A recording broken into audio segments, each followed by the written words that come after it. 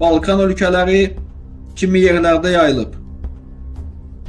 Pravoslavlar da qədim kilsə ənənələrinə böyük önəm verirlər. Üçüncü protestanlıq. Protestanlıq 16-cı əsrdə ortaya çıxıb. Bu hərəkatın əsas liderlərindən biri Martin Luther olmuşdur. Protestanlar Bibliyanın əsas dini mənbə olduğunu deyirlər. Kilsə rəhbərlərinin səlahiyyətini daha az qəbul edirlər. Dünyada bugün xristianlar əsasən bu bölgələrdə yaşayır. Avropa, Amerika qitəsi, Afrika, Filippin, Rusiya. Dünyada ən çox xristian olan ölkələrdən biri United States hesab olunur. Yəni Amerika Birləşmiş Ştatları.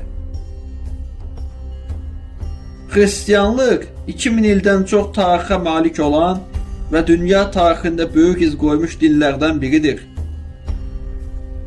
Onların inancları, məzhəbləri və mədəniyyəti bugün də milyardlarla insanın həyatına təsir edir.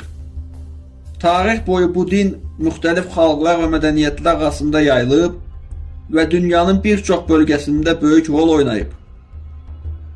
Əgər sən də bu cür dinlər, tarix və maraqlı mövzular haqqında videolar xoşuna gəlirsə, videonu bəyənməyi və kanala abunə olmağı unutma. Çünki növbəti videolarda dünyanın ən maraqlı və az bilinən mövzularını araşdırmağa davam edəcəyik.